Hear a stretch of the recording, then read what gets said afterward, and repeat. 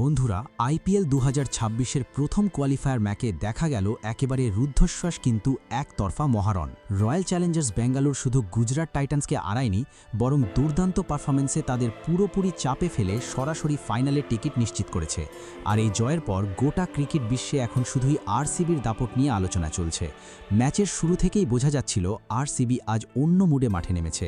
Batting, bowling, fielding প্রতিটা বিভাগেই তারা এমন আধিপত্য দেখিয়েছে যাতে গুজরাট টাইটান্স পুরো ম্যাচ জুড়েই চাপে ছিল। বিশেষ করে আরসিবির ভয়ঙ্কর বোলিং ইউনিট যেভাবে ধারাবাহিকভাবে উইকেট তুলে নিয়েছে, তাতে গুজরাটের ব্যাটাররা বড় কোনো জুটি গড়তেই পারেনি। অন্যদিকে অধিনায়ক শুভমান গিলের মুখে ম্যাচ শেষে স্পষ্ট ছিল হতাশা। পোস্ট ম্যাচ প্রেজেন্টেশনে এসে তিনি বিরাট কোহলি, রজত পাতিদার এবং আরসিবির বোলিং ইউনিটকে নিয়ে এমন কিছু কথা বলেন যা এখন সোশ্যাল মিডিয়ায় ব্যাপক ভাইরাল। গিল স্বীকার করেন আরসিবি এই ম্যাচের শুরু থেকেই অনেক বেশি আগ্রাসী এবং আত্মবিশ্বাসী ক্রিকেট খেলেছে। আর সবচেয়ে বড় কথা, বছরের পর বছর ধরে যে স্বপ্নটা আরসিবি সমর্থকেরা দেখে এসছে, সেই দ্বিতীয় ট্রফির খুব কাছাকাছি পৌঁছে গেল তাদের প্রিয় দল। তাই সবার আগে আরসিবির সমস্ত সমর্থকদের জানাই অনেক অনেক অভিনন্দন। জি হ্যাঁ বন্ধুরা, পুরো ঘটনাটা জানতে ভিডিওটি শেষ পর্যন্ত অবশ্যই দেখুন। আর যদি আপনিও বিরাট কোহলির ফ্যান হয়ে থাকেন, তাহলে কমেন্টে অবশ্যই লিখুন কিং কোহলি এবং ভিডিওটিতে একটি লাইক দিতে একদম ভুলবেন না। বন্ধুরা, ধর্মশালার সুন্দর কিন্তু ব্যাটিং সহায়ক মাঠে অনুষ্ঠিত এই হাই ভোল্টেজ ম্যাচে টসে জিতে প্রথমে বোলিং করার সিদ্ধান্ত নেয় গুজরাট টাইটান্স। অধিনায়ক শুভমান গিল ভেবেছিলেন দ্বিতীয় ইনিংসে শিশিরের সুবিধা কাজে লাগিয়ে বড় রান সহজেই তাড়া করা যাবে, আর সেই কারণেই শুরুতেই আরসিবিকে ব্যাটিংয়ে পাঠানোর সিদ্ধান্ত নেওয়া হয়। কিন্তু বন্ধুরা, তখন হয়তো গুজরাট দল কল্পনাও করতে পারেনি যে এই সিদ্ধান্তই শেষ পর্যন্ত তাদের জন্য সবচেয়ে বড় দুঃস্বপ্ন হয়ে দাঁড়াবে। ম্যাচের প্রথম বল থেকেই ব্যাট হাতে একেবারে আগ্রাসী মেজাজে দেখা যায় রয়্যাল চ্যালেঞ্জার্স বেঙ্গালুরুর ব্যাটসম্যানদের। পাওয়ার প্লে শুরু হতেই গুজরাটের বোলারদের ওপর ঝড় তুলতে শুরু করেন বেঙ্গালুরুর ওপেনাররা। একের পর এক চোখ ধাঁধানো কাভার ড্রাইভ, পুল শট এবং বিশাল ছক্কায় মুহূর্তের মধ্যেই গর্জে উঠতে থাকে পুরো স্টেডিয়াম। গুজরাটের বোলাররা শুরু থেকেই সঠিক লাইন ও লেন্থ খুঁজে পাচ্ছিলেন না, আর সেই সুযোগটাকেই নিখুঁতভাবে কাজে লাগায় আরসিবি। এই বিস্ফোরক সূচনার মাঝেই নিজের অভিজ্ঞতা, ধৈর্য এবং ক্লাস দেখান কিং কোহলি।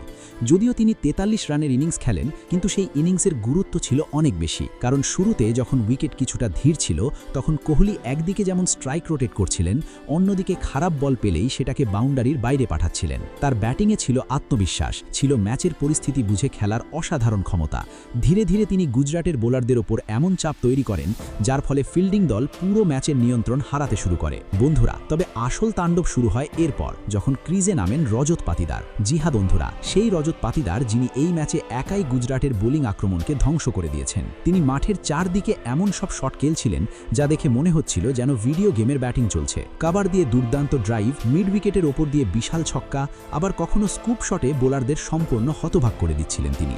গুজরাটের বোলাররা বারবার পরিকল্পনা বদলেছে, কখনো শর্ট বল, কখনো ইয়র্কার, কখনো অফ স্ট্যাম্পের বাইরে বল করে তাকে আটকানোর চেষ্টা করেছে। এমনকি অধিনায়ক শুভমান গিলও বারবার ফিল্ড পরিবর্তন করেও কোনো লাভ পাননি, কারণ সেদিন রজত পাতিদার ছিলেন সম্পূর্ণ আলাদা মেজাজে। তিনি শুধু রানই করছিলেন না, বরং প্রতিটি ওভারে ম্যাচটাকে গুজরাটের হাত থেকে আরও দূরে নিয়ে যাচ্ছিলেন। আর বন্ধুরা, ম্যাচের সবচেয়ে বড় টার্নিং পয়েন্ট আসে তখন, যখন গুজরাট রজত পাতিদারের একটি সহজ ক্যাচ মিস করে। সেই মুহূর্তেই যেন ম্যাচ পুরোপুরি হাতছাড়া হয়ে যায় গুজরাটের, কারণ জীবন পেয়ে আরও ভয়ঙ্কর হয়ে ওঠেন পাতিদার। এরপর তিনি একের পর এক বাউন্ডারি হাঁকিয়ে গুজরাটের বোলারদের আত্মবিশ্বাস সম্পূর্ণ ভেঙে দেন। শেষ পর্যন্ত মাত্র কয়েক ওভারের মধ্যেই তিনি 93 রানের একটি বিধ্বংসী ইনিংস খেলে আরসিবিকে পৌঁছে দেন পাহাড় সম 255 রানের স্কোরে। 20 ওভার শেষে স্কোরবোর্ডে 255 রান দেখে তখন গুজরাটের ডাগআউটেও স্পষ্ট চাপের চিত্র দেখা যাচ্ছিল, কারণ টি-20 ক্রিকেটে এত বড় লক্ষ্য তাড়া করা কখনোই সহজ নয়, বিশেষ করে যখন প্রতিপক্ষ দলের বোলাররা দুর্দান্ত ছন্দে থাকে।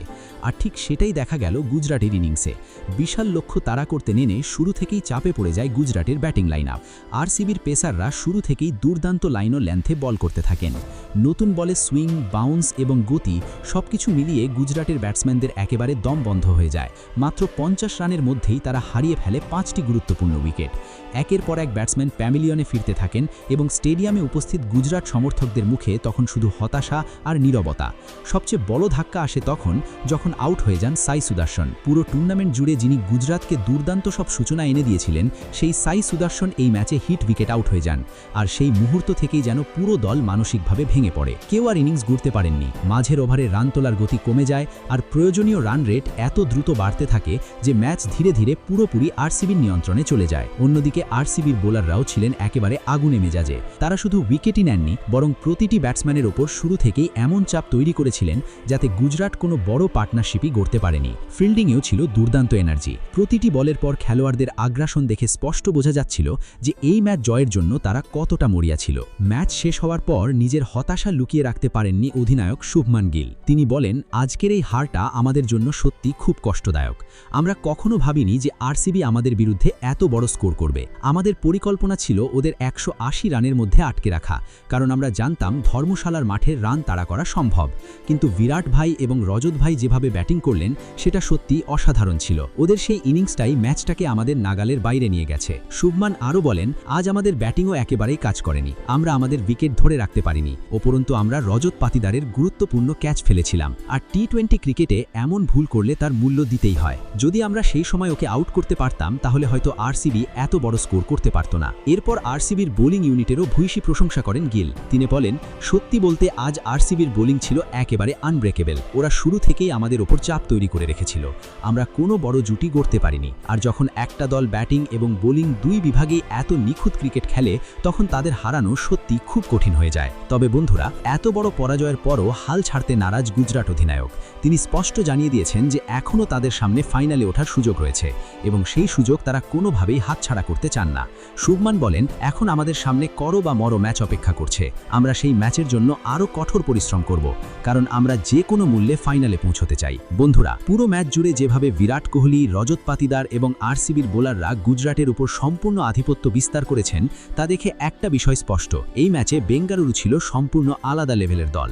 ব্যাটিং, বোলিং, ফিল্ডিং প্রতিটা বিভাগেই তারা গুজরাটকে একেবারে ছাপিয়ে গেছে। আর সেই কারণেই এত বড় ম্যাচেও গুজরাটকে একেবারে অসহায় দেখেছে। এখন বন্ধুরা, আপনাদের কি মনে হয়, শুভমান গিল যেভাবে বিরাট কোহলি এবং রজত পাতিদারের প্রশংসা করেছেন, আপনারাও কি তার কথার সঙ্গে একমত? অবশ্যই কমেন্ট করে জানাবেন। আর ভিডিওটি ভালো লাগলে লাইক করবেন এবং চ্যানেলটি সাবস্ক্রাইব করতে একদম ভুলবেন না। ধন্যবাদ সকলকে।